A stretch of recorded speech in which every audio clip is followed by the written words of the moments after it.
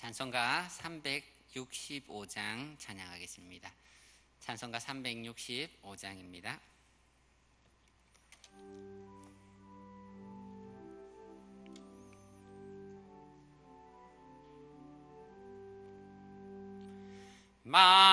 마음속에 근심 있는 사람 주 예수 앞에 달려라.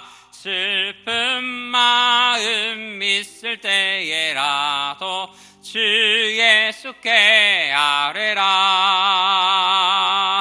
주 예수 앞에 달려라.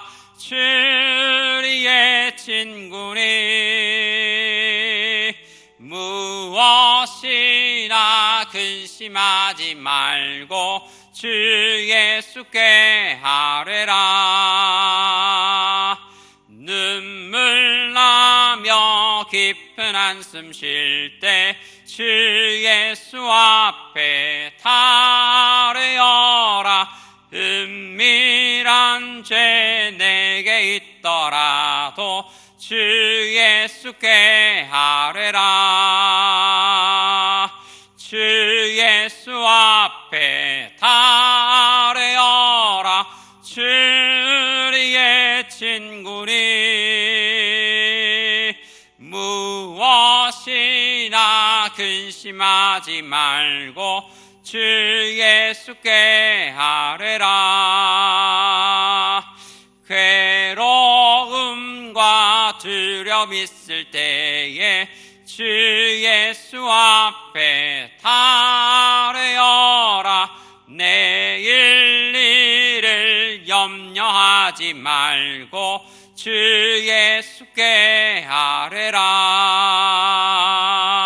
주 예수 앞에 달려라. 주의 친구니 무엇이나 근심하지 말고 주 예수께 아뢰라. 죽음 앞에 겁을 내는 자여 주 예수 앞에 달려라.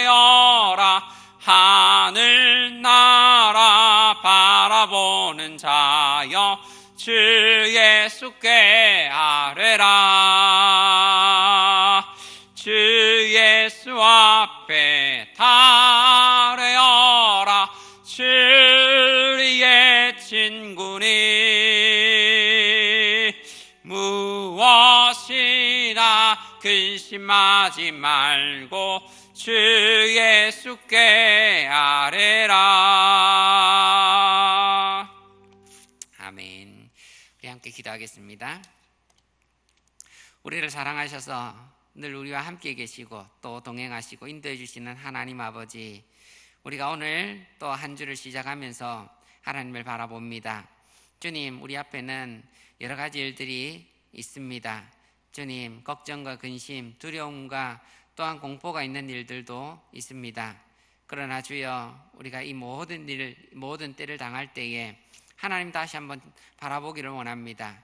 우리의 눈이 다른 허탄한데 사람에게나 물질에게나 다른 곳에 두지 않고 정말 하나님 의지하고 나아가기를 원합니다.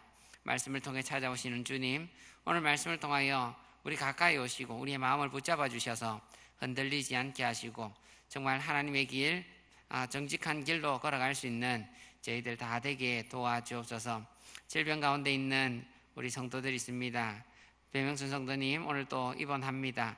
주님, 그 모든 일들 가운데 함께하여 주시고 주님, 그 모든 치료를 하나님께서 주관하여 주셔서 인도하여 주시고 회복케 하여 주옵소서. 모든 어려움 당한 성도들 하나님께서 굽이 살펴주셔서 그 구하는 모든 기도의 가군들을 하나님께서 듣고 응답하여 주옵소서.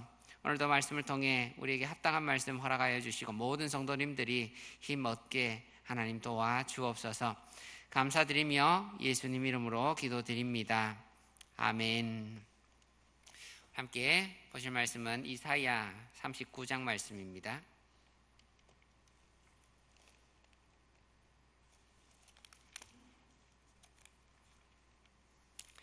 이사야 39장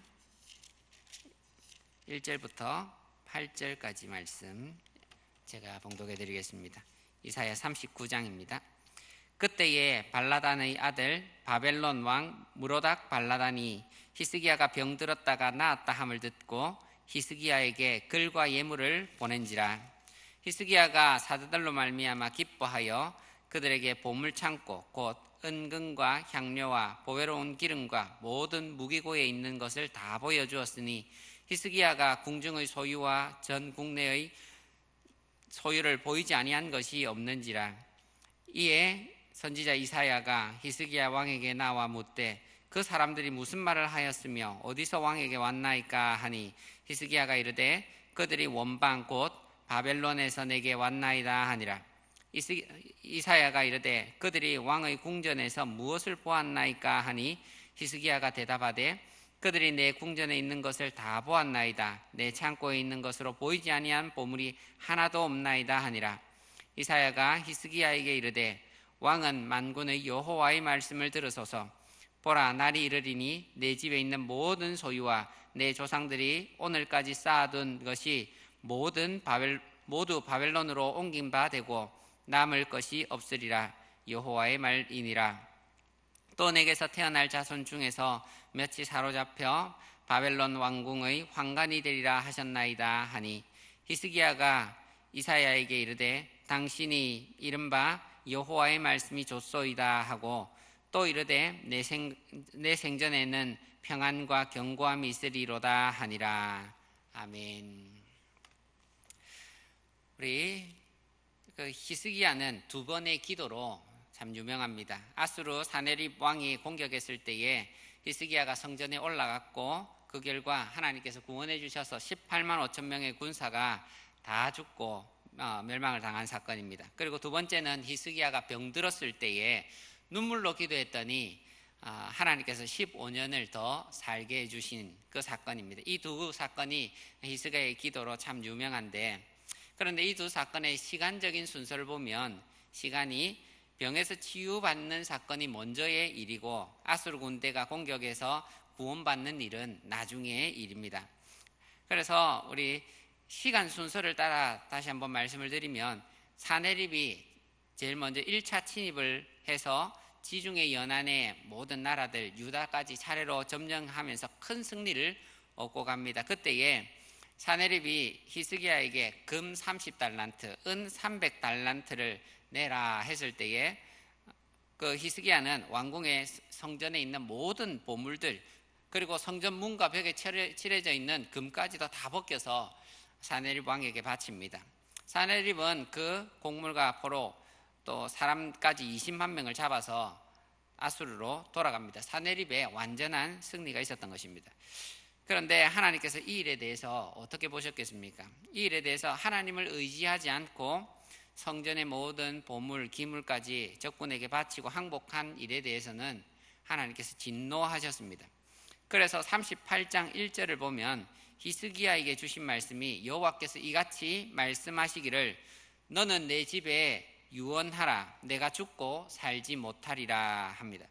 히스기야가 병이 든 이유가 무엇입니까? 우연히 발생한 것이 아니라 하나님을 의지하지 않나 하나님의 심판에 의해 죽게 된다라는 말씀입니다. 이때 히스기야가 눈물로 하나님께 기도합니다. 하나님, 제가 하나님을 위하여 평생에 최선을 다했던 것, 열심히 했던 것 하나님 보시고 자비를 베풀어 주옵소서, 용서해 주옵소서. 그렇게 하나님께 구합니다. 그럴 때에 하나님은 15년을 더 살게 해주겠다 그렇게 말씀해 주시는 겁니다. 하나님께서 히스기야에게 생명을 주신 이유가 이제는 더 이상은 세상 의지하지 말고 하나님만 의지해라 그런 뜻으로 이렇게 기회를 주시는 것입니다. 15년을 더 살 것이다 라는 약속과 함께 하나님께서 징조를 보여주셨습니다. 아하스의 해시계가 뒤로 10도가 물러가는 기적을 보여주셨습니다. 해가 동쪽에서 서쪽으로 가는 것이 당연한데 그날은 서쪽에서 동으로 10도만큼 간 겁니다. 이때에 하나님께서 15년의 생명 연장과 함께 중요한 그 약속을 주십니다. 이것이 생명을 연장시키는 이유와도 같습니다. 38장 5절 6절의 말씀인데 내가 내 수완을 15년을 더하고 너와 이 성을 아수르 왕의 손에서 건져내겠고 내가 또 이 성을 보호하리라.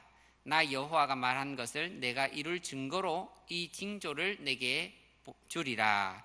그래서 15년을 연장시키는 것이 징조일 뿐 아니라 아수르로부터 여호와께서 보호한다라는 것이 징조의 의미입니다. 그래서 아수르로부터 하나님은 2차 침입을 예상하고 있는 것입니다. 이럴 때에 오늘 39장의 사건이 발생하였습니다. 바벨론 왕 무로닥 발라단이 히스기야에게 병이 나았다고 글과 예물을 보냅니다. 고대의 왕들이 병이 들었을 때에 병이 들고 치료받았을 때에 서로 예물을 보내는 것이 그렇게 특별한 일은 아니었습니다. 그러나 히스기야의 반응을 보면 이것은 특별한 일이었다라는 것을 알 수가 있습니다. 바벨론 왕이 사신을 보냈고 히스기야는 매우 크게 기뻐합니다. 그리고 국내뿐만 아니라 전국의 모든 소유, 아마 무기고 이런 것을 다 보여줍니다. 그것에는 정치적인 의도가 담겨져 있는 것입니다.